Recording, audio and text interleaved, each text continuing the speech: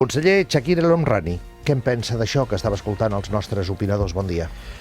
Doncs respectant l'opinió faltaria menys de cadascun dels opinadors i aquesta voluntat sempre de trobar aquestes vies de diàleg que crec que des del partit que on milito s'ha demostrat en els últims temps tenir aquesta voluntat, el diàleg sempre ve per part de les dues parts. No pot ser un monòleg. I el que ens hem trobat fins ara és un monòleg. I cada acció que es fa és un monòleg més.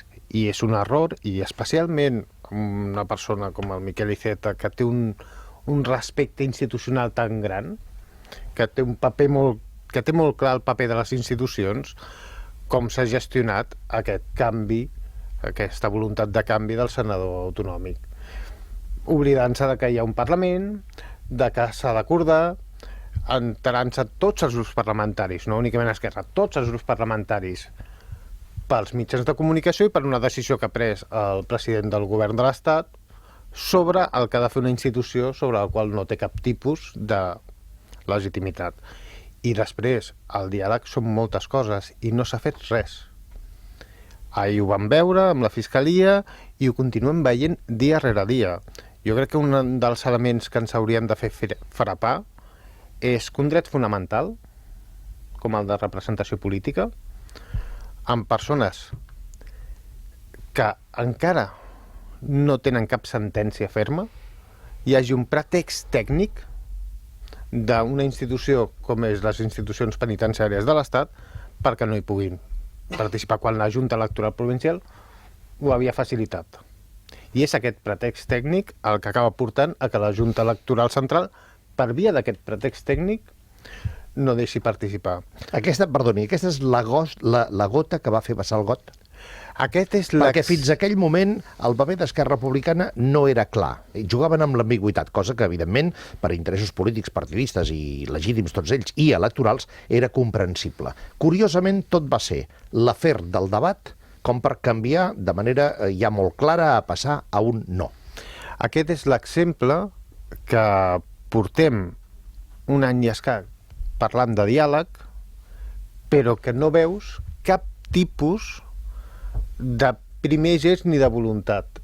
I nosaltres continuarem asseguts a la taula, perquè tenim molt clar, és que no hi ha una altra solució que el diàleg, que tenir la capacitat de negociar, que tenir aquesta capacitat de trobar un acord en el qual els ciutadans i les ciutadanes es puguin expressar. No hi ha una altra solució. Però fixi's que aquesta qüestió que vostè planteja també la sentim, per exemple, en el govern de Pedro Sánchez. Ahir mateix en un míting dient que s'equivocaven. O sigui, tots dos diuen que no s'aixecaran de la taula, tots dos diuen que volen dialogar, però tots dos s'acusen de no facilitar el llenguatge. Quan sortirem d'aquest cercle viciós? Però és que al final se'ns vol situar en una dicotomia que és molt perillosa, que és, la dicotomia és o repressió, que representen unes forces polítiques molt concretes, o renúncia. La dicotomia és aquesta, o repressió o renúncia. Crec que no és la millor manera d'iniciar qualsevol element i qualsevol taula de diàleg a partir d'aquesta, perquè de la mateixa manera que el president Sánchez deia això, també deia que o renúncia i a la vegada el senyor Iceta o repressió o 155, que no li tremolaria la mà. Jo recordo que el senador Montilla no va votar el 155. També és un senador català. També representa el PSC i és un senador autonòmic, escollit, i no va votar el 155. El senyor Iceta aquesta setmana no ha tingut cap problema en dir hi ha aquest punt que és curiós que parlem de cortesia parlamentària amb situacions com les que estem vivint. Però és que la cortesia parlamentària, o si vostè vol fins i tot també la cortesia política, que arriba a acords, com per dir a partir d'ara segons quines coses procurarem no fer-les o no dir-les, si més no en campanya electoral, també ha saltat pels aires. Un mes i mig és el que han trigat institucions i partits en incomplir el pacte contra el racisme. Això és el que abordem a partir d'ara mateix amb aquesta conversa amb el conseller d'Afers Socials, Famílies i Treball, Chakir El Homrani. Mira! En Pau ja torna a pujar fotos en un altre lloc. És que no para de moure's. Però el teu fill no era també d'Erasmus. A mi el meu no m'envia ni un trist WhatsApp. Clar, és que en Pau va demanar la beca Santander Erasmus i està gaudint d'un Erasmus XL. Amb les beques Santander Erasmus viuran una experiència en gran. Més de 5.000 beques i ajuts de fins a 3.200 euros. Consulta les condicions i informa-te'n a beques-santander.com/Erasmus o a la teva oficina Santander i converteix l'experiència en un Erasmus XL. Tot les 9:16 minuts. Jo, per fer la meva declaració de la renda, ho tinc molt clar. Confio en la meva gestoria. Guanyo en avantatges i evito errors. Per experiència, per professionalitat i perquè en som especialistes, la declaració de la renda millor a la teva gestoria. Qüestió de confiança. Gestories col·legiades. Podem fer molt per tu. Troba la teva gestoria a gestors.cat. Un mes i mig, deia, és el que han trigat institucions i partits en incomplir el seu propi pacte contra el racisme. El dia 1 d'abril, govern, entitats i partits van acordar no utilitzar la immigració com a arma electoral. Però heus aquí que abans d'ahir va esclatar Rubí. Berta Torrades, bon dia. Sí, va saltar pels aires amb un nou episodi de tensió, en aquest cas, com deies, a Rubí, amb una disputa entre la Generalitat, l'Ajuntament i els veïns per la construcció d'un centre d'acollida en un antic hotel. La Generalitat, mentrestant, insisteix en la construcció d'aquest centre d'acollida. Que ho podem fer i que els hi podem explicar a aquesta gent que estan preocupats que no s'han de preocupar, que no tindran problemes. La Generalitat estarem allí, no abandonem a ningú. Paraules que no convencen ni a l'Ajuntament ni als veïns i que arriben després dels casos de Castelldefels i de Canet de Mar, entre d'altres. I en el que la Generalitat s'ha personat com a acusació particular, no dubtaven en qualificar, recordem, de racistes els atacs contra els centres de menors. Això és racisme. Això és racisme. Evidentment, els fets s'hauran d'esclarir i correspondrà a la policia i al Poder Judicial esclarir-los com s'hagin d'esclarir, però em sembla que el que va passar dissabte és molt, molt, molt greu. Mentrestant, l'arribada de menors immigrants a Catalunya no para de créixer.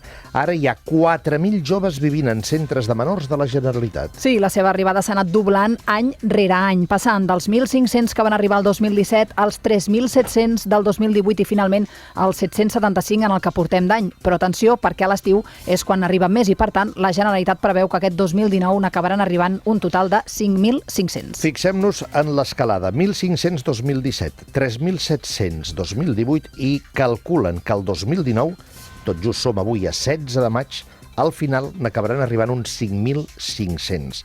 Hi ha qui ho aturi, això? L'arribada dels menors ha desbordat les previsions econòmiques del govern, que ha hagut de trencar la guardiola. Han hagut de recórrer més de 50 milions d'euros del fons de contingència dels pressupostos. Això és un 15% dels diners que hi ha en aquest calaix d'emergència, que està dotat amb 330 milions. Dels 4.000 menors que hi ha en aquest moment als centres catalans, atenció, perquè mig miler compliran 18 anys els propers mesos. Per tant, passaran a ser exmenes. Per tant, passaran a quedar al carrer. La Generalitat diu que un cop passen a la majoria d'edat, els joves no surten del seu sistema de protecció perquè molts van en pisos tutelats fins als 21 anys.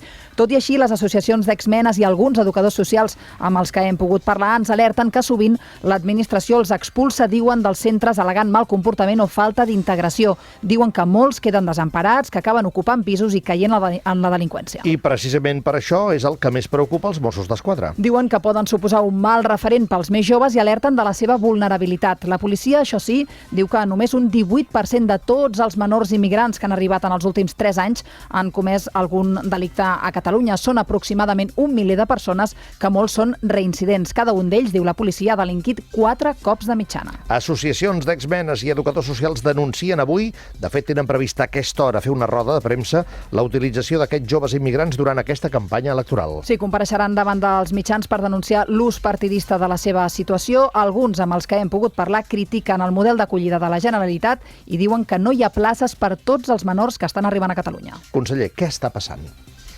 Està passant que tenim un repte de país, tenim un repte que hem d'abordar de forma conjunta, totes les institucions i tota la societat. I és un repte que ens acabarà mostrant quin model de societat i quin model de país som i volem ser. I és un repte que hem de treballar entre tots conjuntament.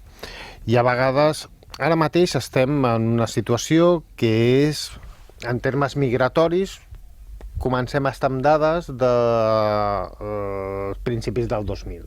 Recordareu que va ser per també necessitats del mercat laboral, per diversos aspectes. Però sí que hi ha un fet diferencial. Les persones que arriben són persones en situacions de més vulnerabilitat. I en aquest cas, quan parlem d'infants i adolescents, hi ha una doble vulnerabilitat, el trajecte migratori sol i després el fet de ser menor, amb tot el que representa. I això representa que has de fer un acompanyament i un apoderament més important, més fort. I en això hem de treballar, i hem de treballar de forma conjunta en un marc que no és probablement, i un entorn que no és probablement el més positiu. Perquè el que passa en aquest país, no som una illa, passa a tota Europa. A tota Europa, i a tota Europa hi ha una certa onada de pensaments d'extrema dreta. Vostè creu que la reacció dels veïns de Rubí d'abans d'ahir és una reacció d'extrema dreta? No, Vostè creu que l'arrenglerament de l'alcaldessa és per motius electorals? Jo el primer que vull situar és, igual que ho vam dir de forma molt clara, i pensem que ho havíem de fer d'aquesta forma claríssima, perquè no podem blanquejar en cap moment una situació de racisme. Vam sortir de forma molt clara davant l'agressió que van patir menors, educadors i educadores, personal de seguretat a Castelldefels per part d'uns quants brètols que existeixen a tot arreu. No estigmatitzem tampoc les poblacions, brètols que existeixen a tot arreu, entrant encaputxats en un centre de protecció a la infància, amb pedres i tal, i això ho vam dir. El que ha passat a Rubí és una situació de neguits i de pors, vinculades a diversos aspectes, i aquesta és una qüestió que estem acostumats a gestionar perquè ens pertoca gestionar. Habitualment, quan has d'obrir un centre, hi ha unes pors i uns neguits. Per quin motiu? Perquè és un col·lectiu estigmatitzat. I hem de donar, i ho hem de dir, amb el seu nom i cognom, estigmatitzat. Molt bé, però està estigmatitzat segurament de manera generalitzada i, per tant, de manera exagerada i, per tant, diguem que no caldria, però també perquè hi ha un problema. I aquest problema passa a ser un problema d'ordre públic, segons diuen els propis Mossos d'Esquadra, que és que com que el dia que compleixen 18 anys vostès els han de deixar lliures, més o menys, perquè alguns d'ells tampoc no sap exactament quin és el dia del seu aniversari, a partir d'aquell moment, aquests nois i aquestes noies, però sobretot són nois, a on van? Qui els acull? Què els espera? Si em permet, ara li explico, i li explico les dades de l'últim any, vull dir que les porto directament Però sí que volia acabar una miqueta de reflexió sobre l'estigma, perquè crec que és important que ho fem. Quan hi ha una agressió en un institut o en un barri, d'un noi o d'una noia que el seu nom és Jordi, José, o qualsevol. O Borja, sí. O Borja. Parlem de l'institut en el que estudia, parlem del barri en el que és, senyalem a tots els alumnes de l'institut, senyalem a tots els joves del barri. Això no passa. I en aquest cas sí que passa. I aquesta reflexió crec que l'hem de fer tots i totes, perquè això acaba generant... Perdoni, conseller, però aquest és un recel al diferent. Això ja el coneixem, no és nou. Van passant els temps, van passant els governs. Aquest estigma, absolutament terrible, però estigma en definitiva, no el sabem esborrar. Què està fallant? D'acord. Què està fallant? El que està fallant és, i jo crec que en general falla poc, i hem d'estar molt orgullosos de com a societat, el que hem d'intentar evitar és aquest estigma. No fa falta que parlem de l'estigma o del racisme. Em dic Shakira El-Homrani. Vull dir, els meus pares són del Marroc. Vaig néixer a Barcelona, tinc 40 anys, i quan et dius Shakira El-Homrani saps el que significa ficar-ho en el currículum, anar a llogar un habitatge. Vull dir, no, en aquest sentit no... Vull dir, això passa i hem de solucionar-ho, i la millor manera de solucionar-ho és amb la convivència, amb la interacció. Hi ha gent que pensa que la convivència és on es generen els problemes. Jo tinc molt clar que la convivència és la manera de solucionar el coneixement i el reconeixement entre les persones. Però més enllà d'això, i entorn de la situació dels que es fan adults, hi ha dos sistemes de protecció a l'estat espanyol que tenen polítiques per posttutelats, que són el sistema de protecció del País Basc i el sistema de protecció català.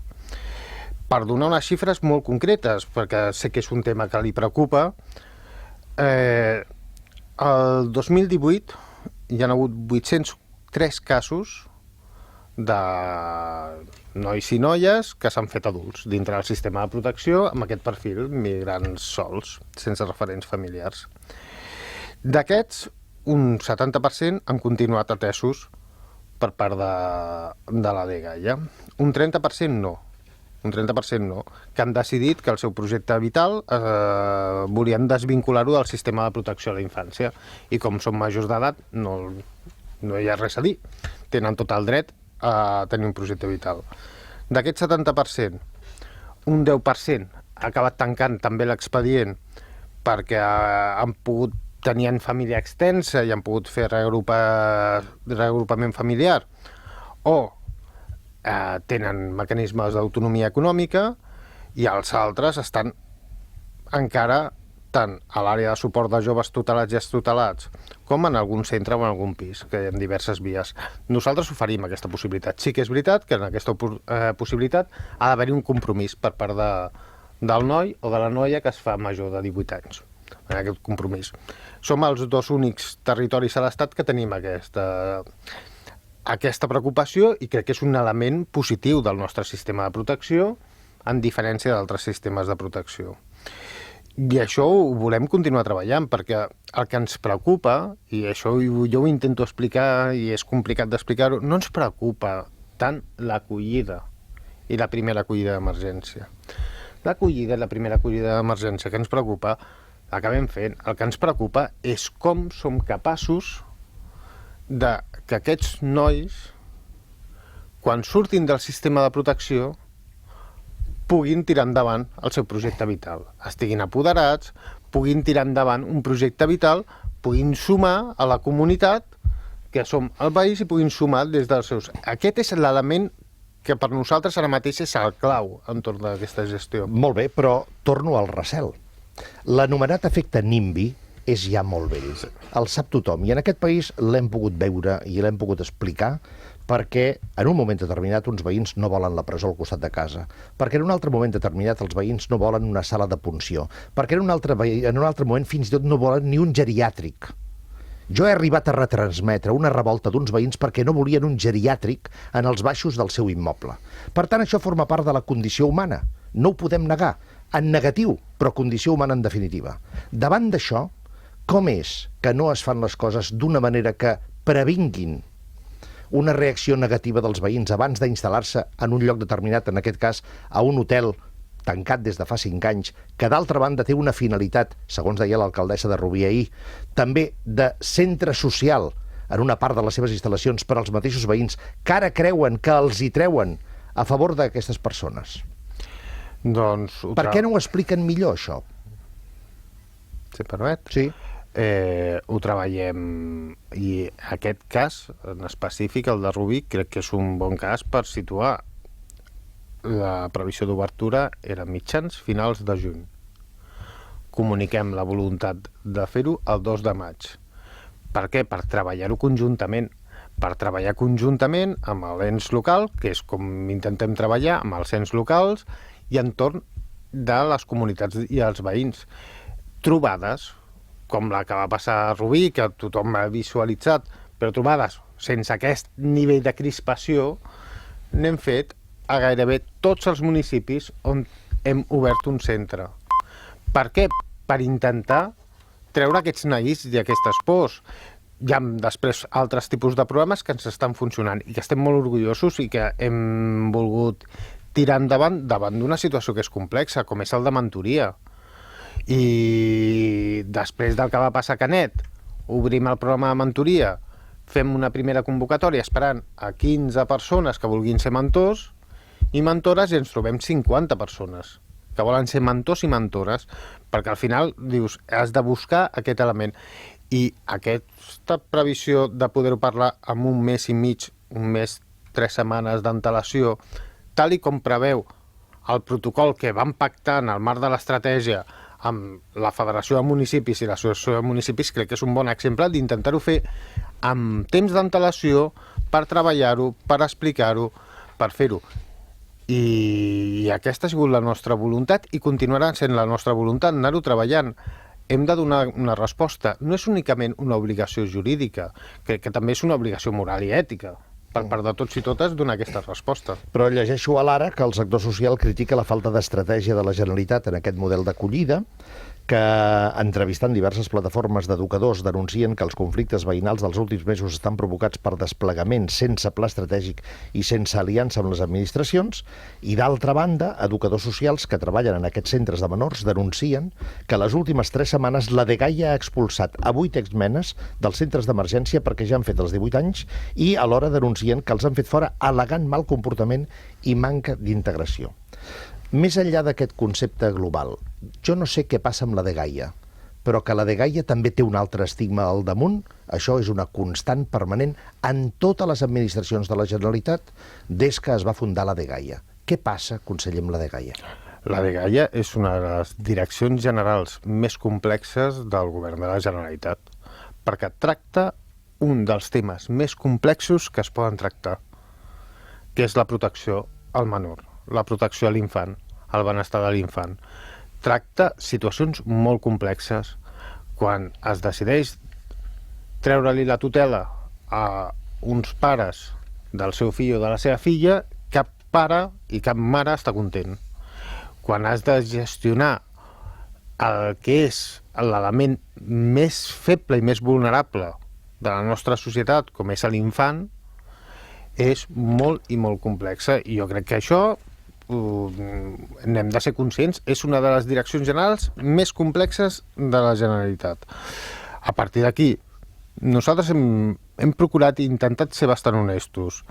Hem estat en una situació complicada on el sistema de protecció de la infància ha estat molt tensat, continua tensat, perquè hem tingut que donar resposta a una situació complicada, no tant pel nombre, jo sempre intento parlar de sent un país de 7 milions i mig d'habitants, ens espanten 5.000, tenim un problema, però el que és més important és tenir en compte que el que és una aposta política és que el sistema de protecció de la infància no es distingeix segons orígens. I això significa que has de tenir tota una sèrie de recursos que en altres sistemes no has de tenir. I després, cada cop, des que soc conseller, per aquesta realitat hem tingut que obrir més de 150 nous centres, amb una lògica que és molt complicada de fer. Un centre habitualment s'obria en 8 mesos. Hem estat obrint un centre cada 2 setmanes, perquè per sobre de tot està la protecció de l'infant, que és una obligació jurídica, però jo sempre ho explico, més que jurídica és moral i ètica. I això és complicat. I els centres no s'obren a municipis, a barris, a ciutats, perquè és com s'ha de fer. I de la mateixa manera que hi ha aquestes situacions, aquest dissabte hi ha un concert que ha organitzat els veïns i un centre a l'Espluga de Francolí. Vull dir, hi ha moltíssims casos, molts, la majoria dels casos, que hi ha una molt bona relació i que es generen bones sinergies. Ara, això no ens fa ser naïf. Hi ha situacions complexes, com en qualsevol àmbit, i la resposta no és fàcil i la resposta no és d'un moment a un altre. I això també crec que entre tots i totes ho hem d'entendre. El conseller Chakir El Homrani en directe en aquest programa. Si aquesta és una de les preocupacions del dia en relació als MENA i als esmena per tot el que ha passat a Rubí i la roda de premsa que faran aquest matí ells també per denunciar que s'ha trencat el pacte que s'havien signat entre les entitats socials i els partits polítics perquè aquestes qüestions no entressin en campanya electoral. Hi ha també una altra qüestió que té a veure amb la seva condició de conseller de Treball, i aquesta és la que volem abordar a continuació. El fet concret, atenció, que les empreses del sector de l'automoció preveuen perdre 50.000 llocs de treball a Catalunya en el que és la transició del vehicle convencional al vehicle elèctric. Abans, però, en aquest moment, 9:35, des del Parlament de Catalunya, Pau Rumbo. Ha començat ja el ple en el qual es tomba la designació d'Iceta com a senador. Està parlant ara la portaveu dels Comuns, que en principi és l'única formació, més enllà del PSC, que donava aquest suport. També ha parlat la CUP. Què han dit? Què passa, Pau? Què tal? Bon dia. Doncs anem per ordre. Com deies, la CUP ha defensat que no s'haurien d'enviar representants al Senat, ha dit que mantindran aquesta coherència, per tant han ratificat el seu vot negatiu. Abans també ha parlat el representant del Partit Popular, Alejandro Fernández, que li ha preguntat a Miquel Iceta si de veritat mereixia la pena trencar la unitat constitucionalista per tot això que ha passat. I Fernández acusava Iceta d'haver intentat una distensió amb Quim Torra. Ara, com dius, parla la representant de l'únic grup que sí que li donarà un vot explícit de suport a Iceta, un vot de sí. Tot això passa després que la Junta de Portaveus i la mesa d'aquest Parlament hagin tombat aquest últim intent del PSC de forçar un tipus de votació, l'anomenat votació per paperetes, en el qual entenien els socialistes que no era possible votar que no. Entenien que només es podia escriure el nom de Miquel Iceta, deixar la papereta en blanc, o si escrivies qualsevol altre nom, que aquest vot fos nul. S'ha tombat aquest mètode de votació per segona vegada, ja ho va tombar ahir en primera instància. Avui s'ha vist el tràmit conegut com a reconsideració, és a dir, tornem-nos-ho a mirar, ho han tornat a tombar. Això ha provocat, evidentment, la indignació dels socialistes. En privat ens deien que és l'obligació del president del Parlament mantenir la proporcionalitat i que amb aquest mètode d'elecció que han acabat escollint, que és la votació secreta fent servir els botons que cada diputat té davant del seu escó, doncs que amb això no es manté la proporcionalitat. Per tant, apuntaven la seva indignació contra el president del Parlament, i recordem que tot això passa també mentre els socialistes preparen el seu recurs al Tribunal Constitucional, on diran que creuen que amb tot aquest procediment que ha portat en el fracàs de la candidatura de Miquel Iceta al Senat i per tant a la presidència també a la Cambra Alta, diran els socialistes que creuen que se'ls ha vulnerat el seu dret de representació perquè entenen que tenen una plaça reservada al Senat. Això és un acord entre tots els grups que formen el Parlament, que es reparteixen els escons del Senat de representació autonòmica, els senadors que representen la Generalitat davant la Cambra Alta, i entenen els socialistes que amb el fracàs d'aquesta candidatura d'avui se'ls vulnera aquest dret de representació. Pau Rumbo, més informació des del Parlament de Catalunya d'aquí uns instants, així que comenci la votació, així que els haguem escoltat a tots, els hagis pogut escoltar tots, i ens faci la síntesi exactament del que ja es preveu que passarà. Ho notes? Sí, per fi ha arribat el Sisma. Línia Directa se supera. Per primera vegada, 6 mesos gratis a la teva assegurança de cotxe. 902 123 468. Consulta les condicions a lineadirecta.com. Una companyia Bankinter. 9:38 minuts. Hola, audiència. Aquest missatge va per tots els que esteu buscant mobles. Dir-vos que Mobles Boom ja han començat amb els seus grans descomptes, perquè Mobles Boom són especialistes en moble juvenil, matalassos, sofàs, xeislong i sempre al millor preu, garantit, segur. Totes les ofertes i la ubicació de les seves botigues ho trobareu al web moblesboom.com. Vinga, adeu-siau. Li pregunto al conseller de Treball. Sectors de l'automoció preveuen la pèrdua de 50.000 llocs de treball a Catalunya en el que se suposa que és el traspàs, l'evolució del vehicle convencional al vehicle elèctric. Avala vostè aquestes sospites? Tem aquesta reacció? El que sóc absolutament conscient és que és un sector que ja fa temps, i quan he parlat amb ell ho tenen molt clar, és un sector que canviarà, i no únicament canviarà pel vehicle elèctric, canviarà pels canvis de model de mobilitat. Jo crec que més enllà del canvi de model de vehicle, el que està canviant és el model de mobilitat. I jo quan parlo tant amb les dues grans matrius de l'automoció com amb l'auxiliar, són absolutament conscients de que és un sector que canviarà i que s'han d'adaptar a aquests canvis i que han d'estar ben preparats per a aquests canvis. A partir d'aquí, el que hem de fer és acompanyar, i això significarà que hi haurà llocs de treball que desapareixeran, igual que es crearan nous tipus de llocs de treball vinculats als canvis amb el sector. Això vol dir que aquest expedient de regulació de Nissan, que preveu acomiadar fins a 600 treballadors, vol dir que Nissan no s'ha preparat prou bé per aquesta evolució? No, vol dir que Nissan també està treballant entorn de com es prepara, i hi ha hagut un acord entre l'empresa i el comitè d'empresa, en el que han arribat a un acord de 500 prejubilacions i 100 acomiadaments pactats, baixes voluntàries, amb una sèrie de condicions, perquè consideren que és necessari fer aquest redimensionament amb la inversió a la planta de pintura per poder aspirar a un nou vehicle. Això va més enllà. En aquest canvi és més conjuntural entorn de la necessitat de que hi hagi més producció a la planta de Nissan a Barcelona i que aquesta tingui capacitat de competitivitat, perquè aquí hem de ser conscients que al final en aquestes grans empreses la competència és entre els propis centres de treball de la mateixa empresa. És un tipus de competència a l'hora de quedar-se nous vehicles. Més enllà del que tot el canvi de model que hi haurà en vehicles elèctrics, però no en canvi de mobilitat i tot el que significa. Estic segur que els meus fills la lògica del vehicle privat de cada persona ja no la viuran. I això s'ha d'adaptar al sector i hem d'acompanyar a adaptar aquest sector perquè té una importància estratègica molt gran en aquest país. Això vol dir que hi haurà subvencions per a aquest sector? Això vol dir que un primer element que era clau i que hem de fer autocrítica com a govern perquè no el teníem ben resolt, que és resoldre el tema del centre de formació professional de l'automoció de Martorell. Hem arribat ja a un acord de governança, hem fet tots els processos interns i ara mateix ja estem en intervenció al plec de licitacions. I aquí hem de fer autocrítica com a govern, perquè no podia ser que tinguéssim el centre que no estigués ara mateix donant una resposta tant en formació professional integral com després en els canvis que hi haurà en el sector, en un centre amb moltes potencialitats.